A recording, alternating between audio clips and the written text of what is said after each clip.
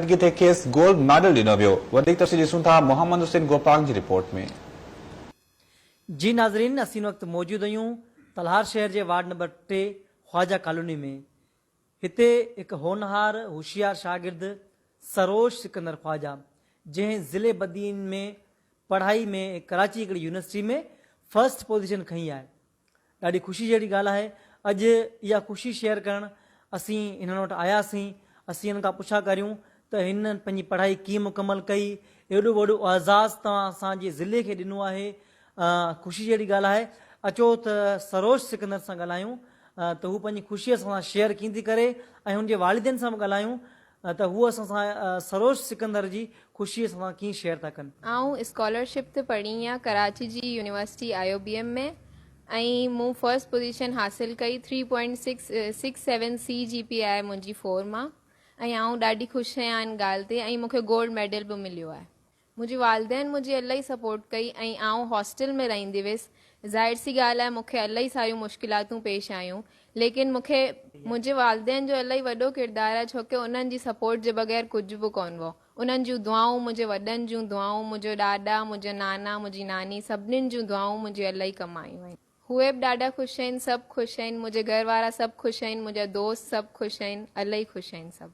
असांजी न्याणी वॾी ख़ुशी आहे त असांजी न्याणी IOBM यूनिवर्सिटी मां स्कॉलरशिप ऐं गोल्ड मेडल खणी आई आहे ऐं शुरूआती तइलीम बदीन में हासिल कई। स्कॉलरशिप ते उहा वई, तंहिंखां पोइ IOBM वारा स्कॉलरशिप ते हिनखे खणी विया ऐं 4 सालनि जी पढ़ाई खां पोइ हिन स्कॉलरशिप अवॉर्ड मिलियो आहे ऐं गोल्ड मेडल हासिल कयो आहे। असांखे घणी ख़ुशी आहे, असांजे ख़ानदान खे बि घणी ख़ुशी आहे ऐं असां तमामु घणो फ़ख़्रु महसूसु करियूं था ऐं असांजे बदीन ज़िले में असांजी न्याणी फर्स्ट पोजीशन आई आहे। वॾी फ़ख़्र जी ॻाल्हि आहे जो असांजी छोकिरी फर्स्ट पोजीशन खई आहे ऐं हिन बदीन ज़िले में फर्स्ट पोजीशन खई आहे। असीं तमामु घणा ख़ुशि आहियूं। हुते पहिरीं मूं वटि अची आई, मूं सां जी मिली ऐं तमामु घणो ख़ुशि थियसि ऐं मूं हुननि खे तमामु घणी दुआऊं ॾिनी। हाँ, असीं ॾाढा ख़ुशि आहियूं। मुंहिंजी पोटी खे अवॉर्ड मिलियो आहे। मां सोचे बि नथा सघूं त बदीन ज़िले जो स्टूडेंट थी करे कराची जे स्टूडेंट सां मुक़ाबिलो करणु, तव्हां छा था सोचे सघो, सम्झी सघो था। उन्हनि सां उन्हनि जी एजुकेशन में ऐं पंहिंजे बदीन ज़िले जे बच्चे जी एजुकेशन में सम्झो ज़मीन आसमान जो फ़र्क़ु आहे। उन्हनि जी रहणी कहणी सहणी कहणी उन सां मुक़ाबिलो करे आई आहे। उन मां तव्हां अंदाज़ो लॻायो त माशाल्लाह, बसि तव्हां सभिनी ॿारनि जूं असांखे दुआऊं खपनि। अञा पाण छा था करे सघूं। मूंखे तमामु घणी ख़ुशी आहे, मुंहिंजे बच्चे खे कामयाबी मिली, अञा हिन जा कामयाबी कदम चुमंदी। असांखे अञा वधीक दुआ था करियूं, हुनखे एप्रिशिएट था करियूं, कामयाबी मिली। सरोज मुंहिंजी वॾी भेण ऐं सरोज जो नंढो भाउ आहियां। मूंखे इलाही ख़ुशी आहे की सरोज मुंहिंजी भेण आहे, उहा यूनिवर्सिटी मां अवॉर्ड खणी आई आहे। सरोज जो चाचो आहियां, नंढो चाचो आहियां।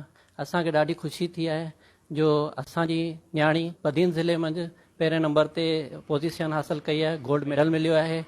हींअर इन खां अॻियां कंहिं बि अहिड़े स्टूडेंट खे गोल्ड मेडल न मिलियो आहे। ख़ुशि आहियां त मुंहिंजी आपी हाणे गोल्ड मेडल खणी आई आहे कराची मां। ऐं अञा बि फ़ख़्रु करियां थी की अञा अॻियां वधे।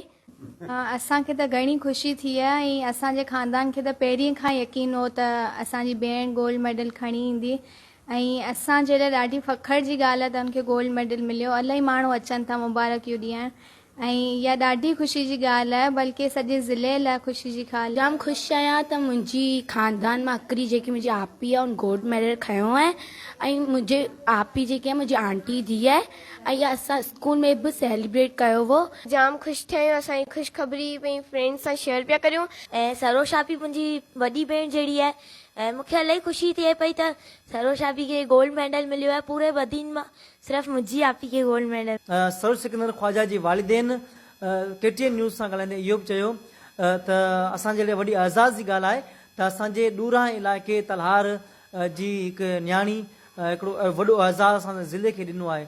असीं ॾाढा ख़ुशि आहियूं त असांजी न्याणी कराची यूनिवर्सिटी में पहिरीं पोजीशन हासिल कई आहे।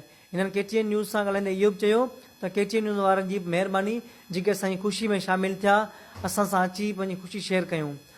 कैमरामैन मोहम्मद आदिल लाशारी सां गॾु मोहम्मद हुसैन गोपांग, KTN न्यूज़ तलहार। हर वक्त अपडेट